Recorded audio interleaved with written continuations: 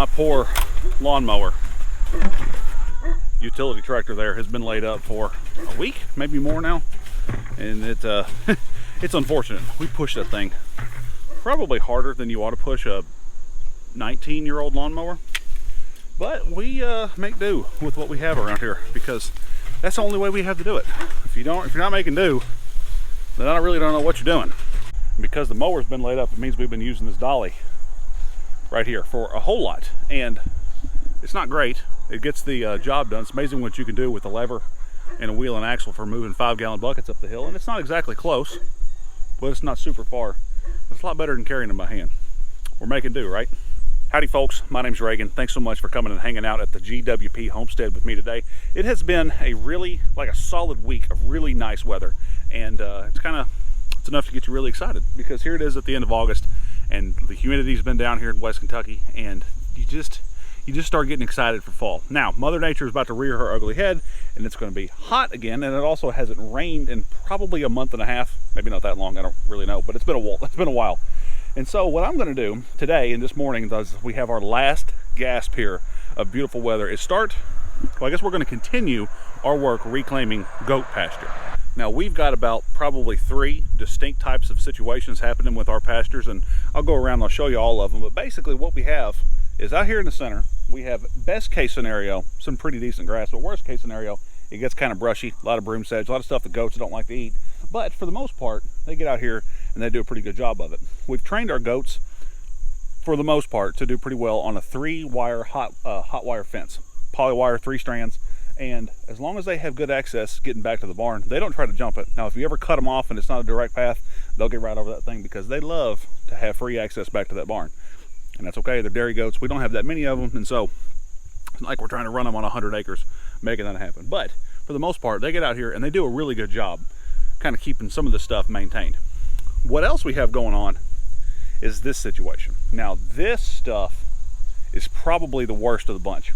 Well, the main thing that we run into here on the farm is this beautiful, terrible thing called privet. Now, privet, a lot of people use it in landscaping or like hedge type stuff. I don't even know. It's really good at that, but it's terrible for pastures and fencerows. It's an invasive species here in Kentucky, and it takes over everything. Now, we're fighting with this thing tooth and nail. It's terrible. It just grows so fast, and it grows up everywhere. It doesn't grow straight, so it kind of just bushes out and goes everywhere. You can't get underneath it, you can't trim it, and so whenever you can't mow underneath it and keep it knocked back, it just grows out really, really quick. The plus side is the goats do love it, but when it overgrows your fence rows, we can't get a wire onto the fence behind it. And so since the hard fences, the woven wire or whatever type of fence is there now, it was there whenever we bought the house, this stuff's just been encroaching out. And if you think about all the feet of fence you have, and if you lose 8, 10, 12 feet of fence, or 12 feet of pasture along every fence row, you're losing acreage. And we only have a little less than 10 acres here, and so we lose quite a bit of grazing pasture land, stuff that's profitable and that the goats can actually use because of this overgrown stuff. Now, the third situation that we run into, I will show you in a minute because I've got a before and after video that the goats, they're fantastic. They really are just the best.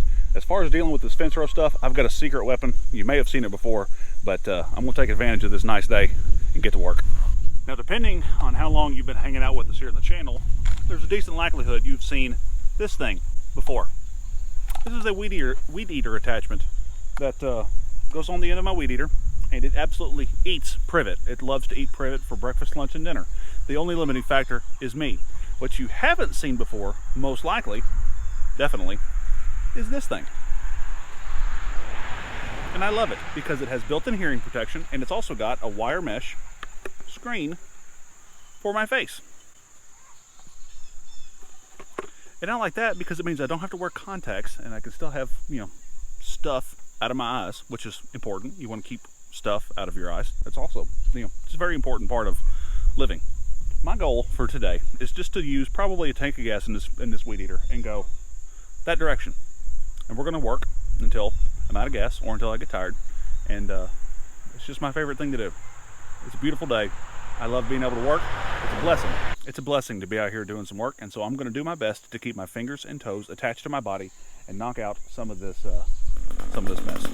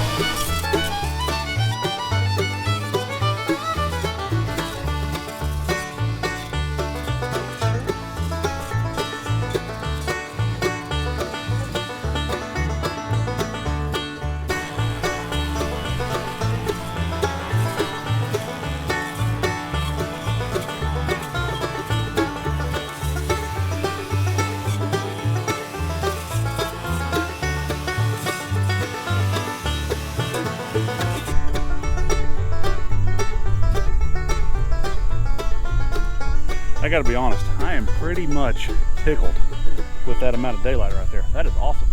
And I've actually got it's a walnut tree. I won't say it's a good walnut tree. Any tree that's growing up in a fence row is probably not the best tree, but it is a walnut tree. And I kind of like to keep it. One of the things I like to do whenever I've got a tree that I want to keep, and this pretty much holds true anytime I'm out in the woods, is just carry a roll of like pink ribbon tape, pink marker tape around with you. And if you see something that you want to remember for the next time, or kind of remember what's going on, because it may be hard to tell what kind of tree is what, especially if you're not paying attention, keep a little roll of marker tape. Pretty much I want to clear everything in this fence row out. I've got maple trees of some variety. I've got, of course, privet. I've got some cedars that are overgrown. I've got hackberry. Got a lot of stuff growing in here. I got one walnut tree. And this side of the fence is the east facing side. It would give some nice morning shade if it's given enough room to do its thing. If it can, branch out. Right now it's just packed in here. All it's trying to do is just go up. So if we can keep it to where it'll get a crown that goes out rather than just up, it would be a decent little shade tree over here on this side of the property. And whatever's in this pasture in the morning would still get some nice shade. Now, I love having shade for my animals. We're not running a lot, we run a little bit, and I like having shade just around for me too when we're out and about doing our thing. If I'm just looking for a shady spot to hang out in the afternoon or in the morning or whatever the case may be, I like having a little shade. If you're doing the homestead life and you can't take just a few short moments each and every day to just slow down and appreciate what you've got going on, you might be focusing on the wrong things.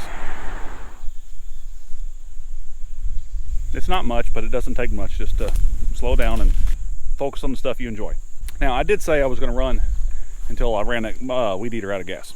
About halfway there. However, at some point, I have buried that blade in the dirt. And when that thing's dirty, it's not cutting. When a chainsaw's sharp, it's throwing chips, not dust. Right now, I'm making dust. And at some point, I went, dip that thing down in the whatever. So, let's go around. Let's check out the pond. And a lot of fun stuff. I just love this. I love it so much. It's so much fun. I love all this. I've actually got some grass growing out here. Or at least something that the animals can eat. I figured it rained enough. It's kind of cool. So like I said earlier, we have got the goats trained pretty well to where they will follow and stay inside a 3-strand poly wire fence, 3-wire fence. And they do a good job with it. And pretty much we've just started cutting holes because every fence row that we have here on this property is overgrown. And I mean every single one of them. If it's fenced, unless I put it in recently, it's overgrown. Now the goats, because we just started cutting holes in this fence, the goats have done a really good job where we've let them in. They keep that stuff cut down really well, and that's fantastic. What we're going to do eventually is come in here and just start cutting. We've got some high quality bolt cutter, wire cutter things, and we're just going to cut all that stuff out, cut the fence out, drag it out with the tractor. My goat buddies are coming over here to hang out with me. We're just going to pull all that stuff out of there, pull all the fence out, and then we'll come back in and cut it, and we'll probably have to treat those stumps with herbicide to keep them from growing up. Now maybe the goats will knock that stuff down well enough where it's not an issue and we don't have to use herbicide.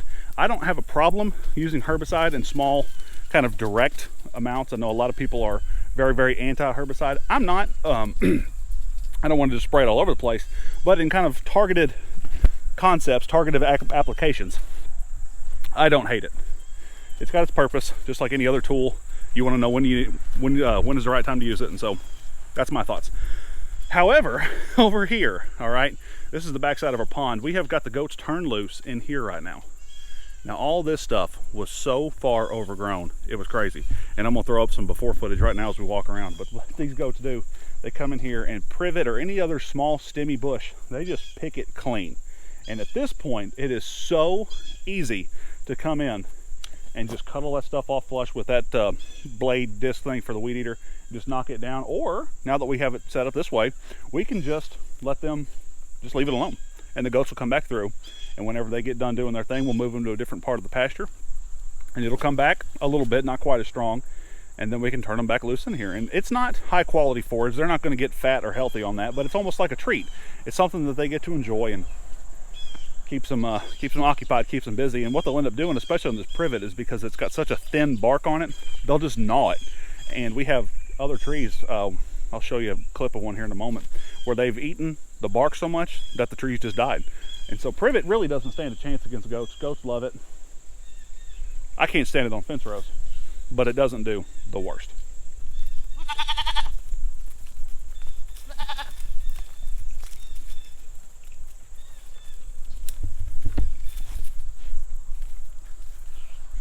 So this is type 3 of our pasture. We have grass, we have overgrown fence rows, and then we have this, where beyond this fence, this is kind of getting back in the woods. I have done very, very minimal work back there. Just very, very minimum work. And the reason for that is it's hard. I have enough stuff to keep me going on the front half of my property, much less in the back. So pretty much what happens now is the deer and the wildlife have that side, and we have this side, and we just try to keep up with it the best we can. Eventually, what I'm going to do is we're either going to tear these fences out and have another fenced in pasture right there. I've got kind of a creek that runs through the middle of my property. It'd be hard to have livestock on the back side of that, at least in a permanent type fence enclosure. Hey, bye. But for the meantime, we can maybe extend that out and we can just use temporary fences in here, or maybe not. I'm not sure. And it really doesn't matter right now, because right now the main thing is just getting to where we can regain the acreage that we've lost due to overgrown fence rows. It's a chore. It just is. It's just a chore. And there's nothing to do about it other than dig down and be working. So I hope you take a moment today to just appreciate, even when you've got work, whether it's overwhelming, whether your mower's busted, or whether you've got overgrown fence rows, or whether you've just got a whole bunch of stuff going on. I hope you take the time to just say thanks and just appreciate what you got. And hey, we're all in it together. I appreciate you being here. My name's Reagan, and I hope you have an absolutely wonderful day. We'll see y'all soon.